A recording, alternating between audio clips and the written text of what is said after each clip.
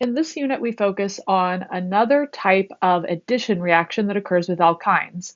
In this reaction, what we're going to be doing is adding hydrogen across the carbon-carbon triple bond to give us as a product either an alkene group, where the alkyne group was, or an alkane group in our final product. So we can refer to this reaction as hydrogenation since we're adding hydrogen across the carbon-carbon triple bond in order to give us a product. Let's go ahead and take a closer look at the reagents we can use to accomplish these hydrogenation reactions and take a deeper look at how we can describe this type of reaction. So when we're considering the reaction of converting an alkyne starting material into either an alkene product or an alkane product, we would refer to these reactions not only as hydrogenation reactions, but also as reduction reactions. Because remember that one of our terms that we can use to define reduction is we can say that reduction will correspond to an increase in the number of bonds between carbon and hydrogen and a decrease in the number of bonds between carbon atoms. So when we are replacing a carbon-carbon triple bond of an alkyne with a carbon-carbon double bond of an alkene, what we're doing is decreasing the number of bonds between carbons by removing a pi bond and increasing the number of bonds between carbon and hydrogen in order to accomplish that reduction process and allow us to maintain the octet around each of our carbons.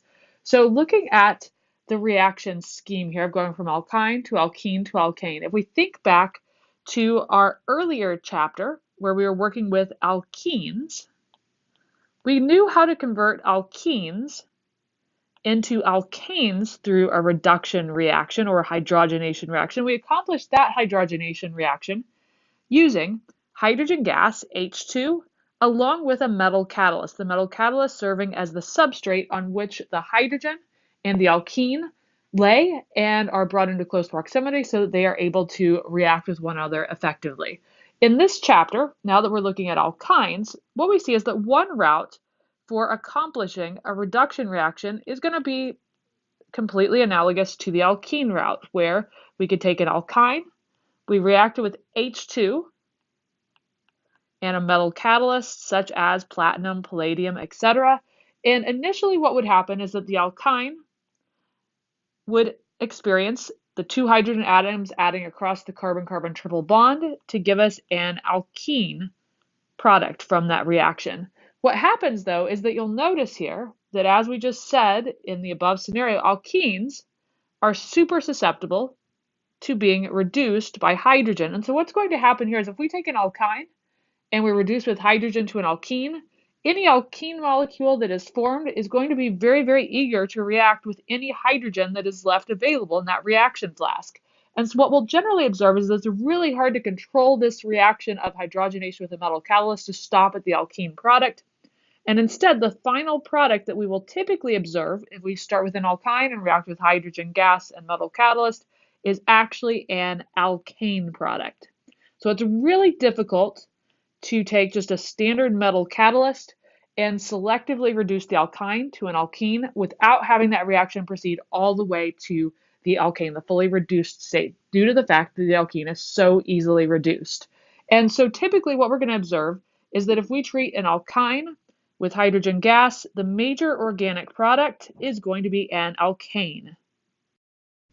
As a general rule then, the major organic product that we'll observe from reacting an alkyne with H2 and metal catalyst is going to be an alkane as the final product, not an alkene, since the alkene gets further reduced.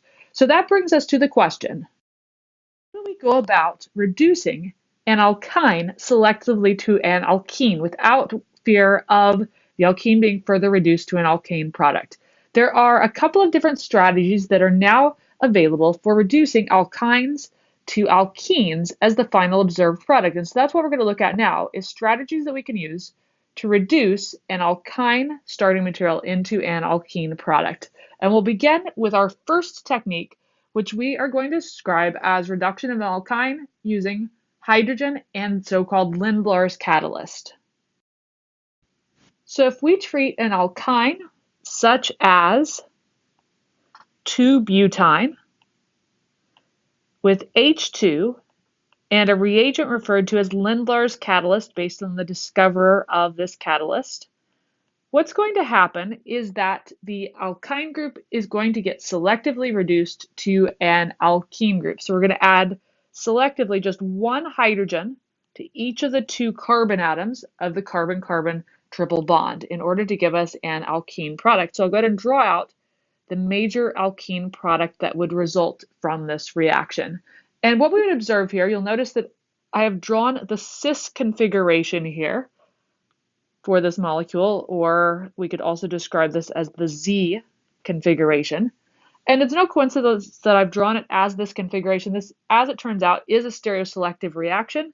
So we would not end up yielding the trans configuration of the molecule out of this reaction. It's going to be stereoselective for making the cis product. So let's take a little bit closer look at the reaction that's going on here, and specifically what we are using as our reagents. We have H2, which is going to be the source of the two hydrogens that add across the carbon-carbon double bond, carbon-carbon triple bond, and then Lindlar's catalyst. This is what's going to allow us to halt the reaction at the alkene stage. Lindlar's catalyst is a mixture of palladium, which we recognize as one of the standard catalysts of hydrogenation reactions. And by itself, if we had just palladium and hydrogen, we expect this reaction to go onward to give an alkane product.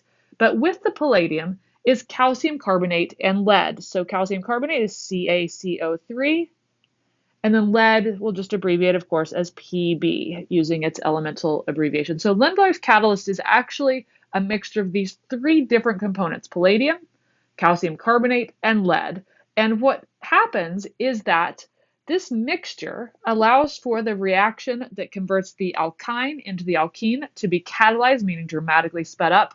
And then the catalyst plays the dual role of actually inhibiting, poisoning, the conversion of an alkene to an alkane. So in other words, with Lindlar's catalyst in place, due to that mixture of calcium carbonate and lead being there in addition to the palladium, the conversion of the 4-carbon alkene to the 4-carbon alkane can't take place. This particular reaction we would describe as being poisoned or halted due to the presence of that Lindlar's catalyst mixture. So in this case, the catalyst is going to greatly, dramatically, of course, increase the rate of conversion of alkyne to alkene, but then it serves the second role of preventing the further reduction of the alkene to the alkane. And so as a result, we end up with selective reduction of alkynes to alkenes using Lindlar's catalyst. So anytime you see within your reaction mixture that you're starting with an alkyne and you see in the reaction H2 and Lindlar's catalyst, expect that the product of that reaction is going to be an alkene as the final product. So I've gone ahead here to summarize this reaction and written 3 points that you should be aware of with regards to this reaction. First off, the reaction can be stereoselective. Specifically, it's going to give a sen addition of the two hydrogen atoms across the carbon-carbon triple bond to lead us to the cis configuration in the product as the preferential product. So we describe this as, of course, the sen addition.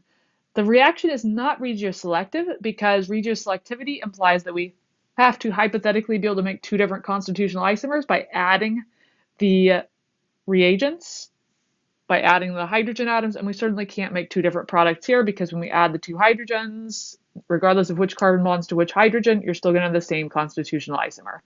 And then the third point I want to mention is that you need to keep in mind that Lindlar's catalyst's role is going to be to both increase the rate of conversion of alkyne to alkene, but to inhibit the conversion of alkene to alkene. And that's why Lindlar's catalyst is used here to allow us to selectively reduce an alkyne to an alkene. If you're given this type of reaction on an exam or quiz, I expect you to be able to predict the product of the reaction, that is our cis configuration alkene, but I don't expect you to be able to show a mechanism for this since we have not gone over that particular mechanism for Lindlar's catalyst's activity. So with that, what we'll do then is transition onward to our next type of way to go about reducing an alkyne to an alkene selectively without reducing all the way to an alkane product. In this first scenario with Lindlar's catalyst, we selectively reduced to the cis configuration, or we did a sen addition. In the second way that we're going to talk about, we'll expand your toolkit of ways to do reactions by reducing an alkyne such that we will generate as the product a trans addition, a trans product, or an anti-addition as a term that we can use to describe it. So let's go ahead and take a look at that reaction. In this reaction, our goal is going to be to, again, convert an alkyne into an alkene. We're going to use sodium metal, so we just put that as Na, that's elemental sodium, as well as ammonia, NH3. And what those two reagents are going to do is allow two hydrogen atoms donated by the ammonia to be added across the carbon-carbon triple bond here and here to give way to an alkene product where those two hydrogen atoms have been added here and here in the product. And you will notice here that the product I've drawn represents the trans configuration or the E configuration, and that's no coincidence. In this reaction, the stereoselectivity of the reaction is anti. It's going to give the addition of the two H's on opposite faces of the molecule. So this reaction we would certainly describe as being stereoselective, much like the Lindlar's catalyst reaction, except unlike Lindlar's catalyst reaction, which gave a syn addition, using ammonia and sodium is going to give the anti-addition reaction going on here. And for those of you that are looking at this equation and going, nothing balances in it, we could make this equation balance if we use a ratio of 1 alkyne to 2 sodiums and 2 ammonias. So we technically take 1 mole of alkyne, react with 2 moles of ammonia and 2 moles of sodium on the reactant side, and then on the product side we'd get 1 mole of alkene plus 2 sodium amides, NaNH2, in the balanced chemical equation for this. Now, typically when you see this written in problems or in scientific publications, you won't typically see the balanced chemical equation wrote out. Instead, what you'll see is just the alkyne react with Na and NH3 to give you the alkene product there. So with that, we can assign that our 3 main ways of reducing alkynes are going to be reduction using hydrogen and a metal catalyst to reduce all the way to an alkane with only carbon-carbon single bonds, use of Lindlar's catalyst in hydrogen to reduce the alkyne into a cis alkene, or reduction of the alkyne with sodium metal and ammonia to reduce to a trans alkene. We're going to do an example problem now to make sure that we've solidified this information. So we ask here, how do you go about carrying out each of these syntheses? In other words, what do we need to put above the arrow that will allow us to convert the alkyne starting material shown into the alkene or alkane product that we've shown? So in the top example here, we're selectively taking an alkyne and reducing it to an alkene. We'll notice that the starting material and product have the same number of carbon atoms and same functional groups other than the alkyne in blue has been replaced with the alkene in blue. So in order to do that, we need reagents that are selective for reducing alkynes into alkenes, and the reagents that we have available to do that are either H2 and Lindlar's catalyst, and another option would be NH3 ammonia and sodium metal. And in looking at this and asking which one would be better here, in this case either one would be effective, because when we take a look at our final product here, this product does not have a stereocenter here. This is not E or Z in the alkene product. It can't be E or Z because of the fact that the carbon atom on the left here has 2 identical groups bonded, has 2 hydrogens. And so if we flip the orientation of those 2 hydrogens, we'll still have the same product that we did to start with, and therefore we don't have a stereocenter here, and therefore it doesn't matter which of those 2 reagents we use. If we had a stereocenter there and we wanted to create the cis product, we need to use Lindlar's catalyst. If we wanted to create the trans product, we need to use the ammonia and sodium. But in this case, either of these 2 reagents, H2 and Lindlar's catalyst or NH3 and sodium, would work just fine.